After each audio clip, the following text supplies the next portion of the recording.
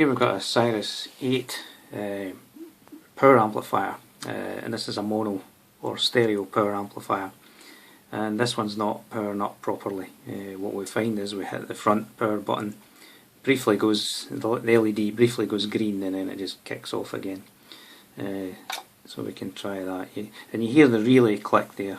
You hear there's a relay comes in when you're in the mono mode.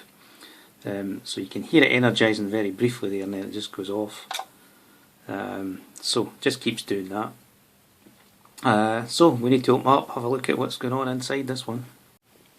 Looking inside then, and there's nothing obvious. There's no capacitors obviously blowing, no smell of electrolyte, and if we measure the voltages on our usual test strip here, there's our minus 43. It's labelled as 42, but it's generally somewhere just under 45. So there we are, 43.3 looks reasonable.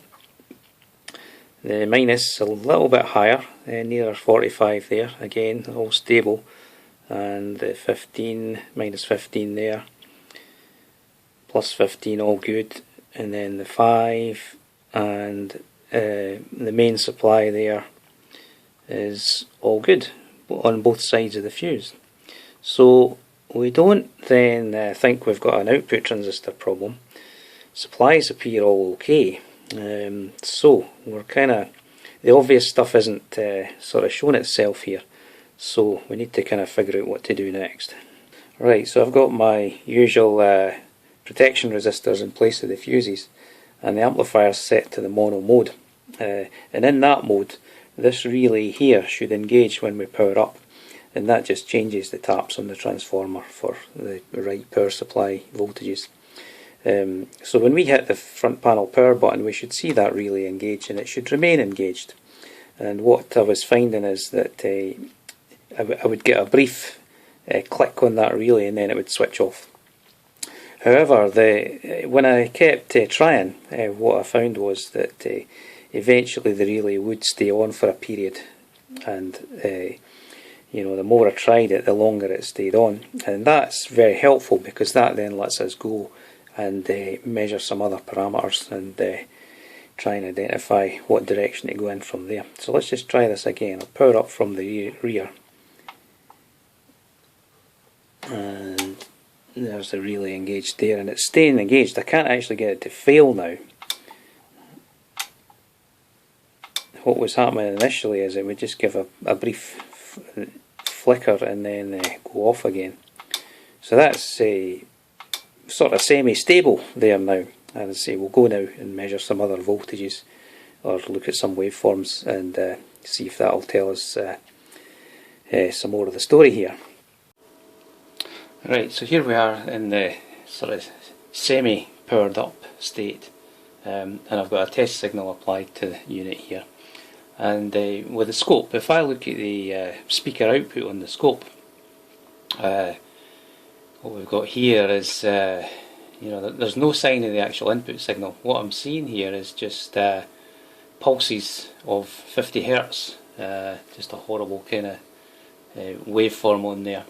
And this is sort of reaching the supply line. We've got 38 volts there, peak to peak on that one. So there must be something wrong with some power supply going on in here. And the one clue that I see here is that we can see the waveform going positive, and even though it's horrible, we know that we can see that the waveform does go positive.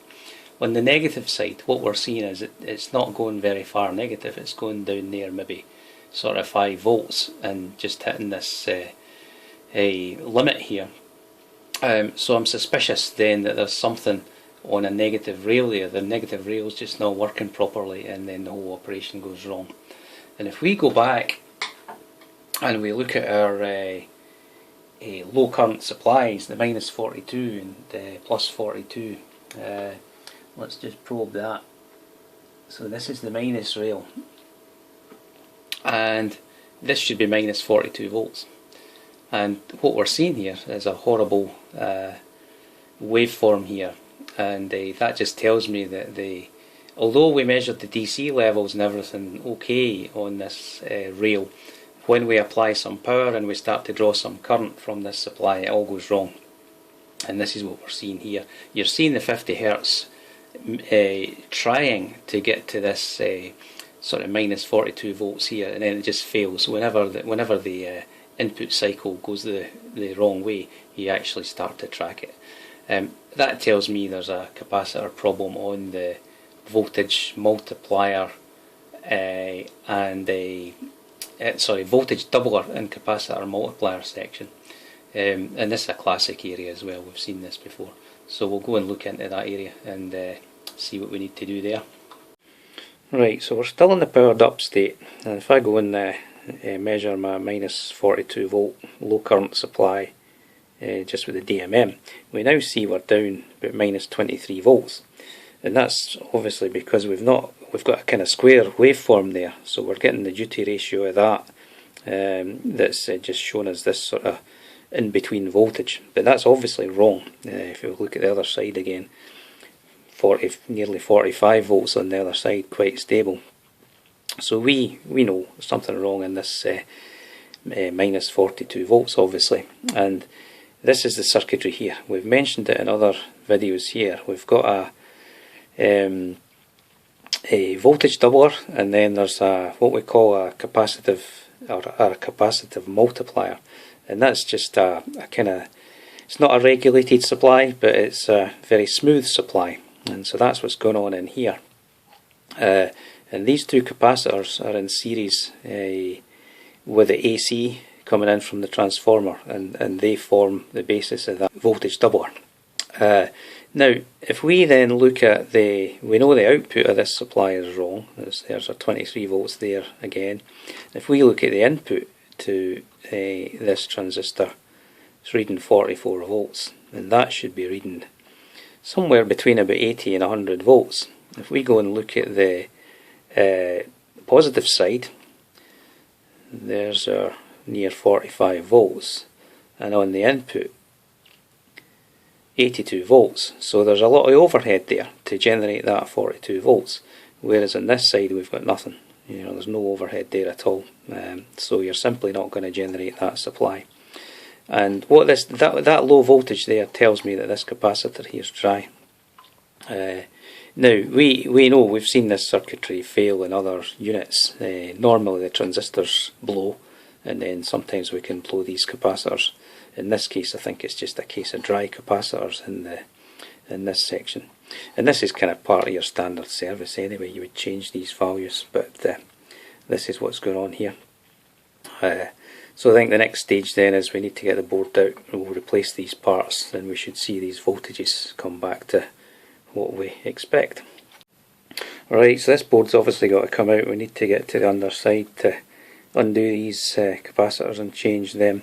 And what we'll do first is we'll remove that one specifically and just measure it, and we'll just confirm that that's indeed what's the core problem here. I mean, generally probably a bunch of these are going to be changed anyway. We're going to find a few of them are quite dry, or most of them anyway.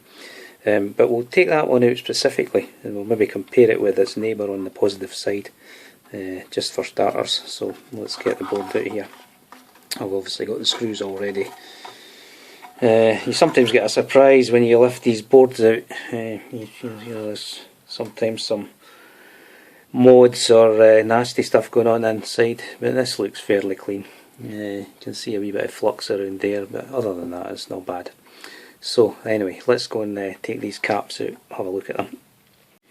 Alright, so you can see we've removed both of these capacitors here, and interestingly I've been proven wrong here. Both of these capacitors read just fine. If we look at the ESR here, then it's down less than half an ohm there, about 0.3. And if we look at the capacitance, let's quick look at that. Yeah, we find that's up about 96 micro, that's 100 micropart, so that's just fine. So there's something else obviously going on here. It doesn't seem to be our usual transistor suspect. So I think we're going to need to get the scope out again, and we'll just look at, we'll trace the waveforms through this circuit here. I suspect there's just something's not been supplied right there. Could be could have been a dry joint, or it could just be some of the connections through these relays or something that we need to explore. Anyway, let's say, as I say, get the scope out again. We'll trace that through. Right, so I've replaced these two series capacitors here. So we're back to where we were before, but we know these are good anyway. And if we check the input to these capacitors, then we see our AC waveform, and this is what we're using that waveform along with some diodes to kind of double up the voltage. And if we look at the -1, again we've got our AC waveform there, and that's just fine. So there's nothing wrong on the input side of these capacitors. And then if we look at the output side, so this is the input to our transistor circuit here, and here's their clue here. So we've got this sort of -40 volt. You can see the flat part there. That's all fine, and then you can see the ripple. Let me trigger that a wee bit better.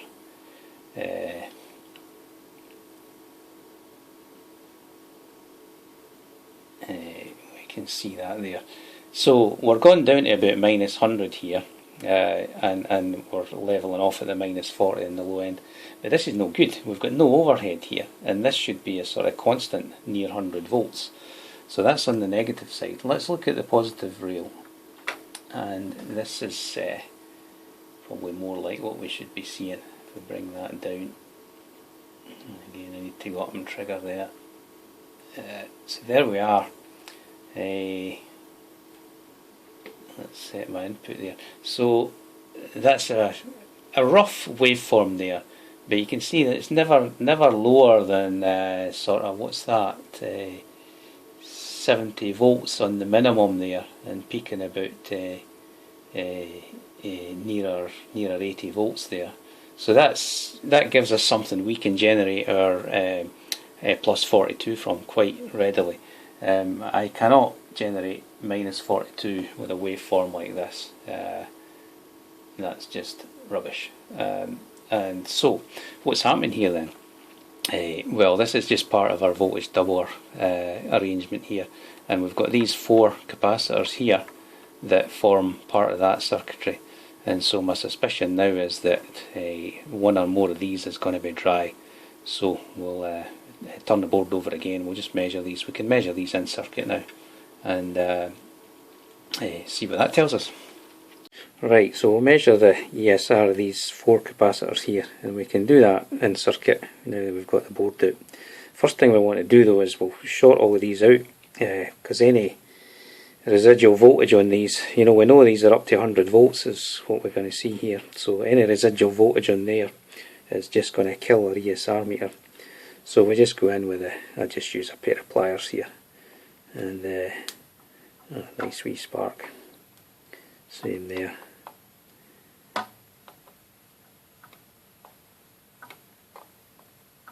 So that's all good.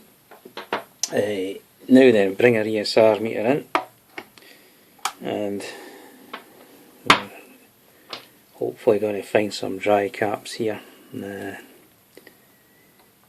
So that one's, it's not great, but it's not bad either, just about 1 odd ohms there. And then the next one, there you go, that's completely dry, completely open. And this one here, again about 1 ohm, not too bad.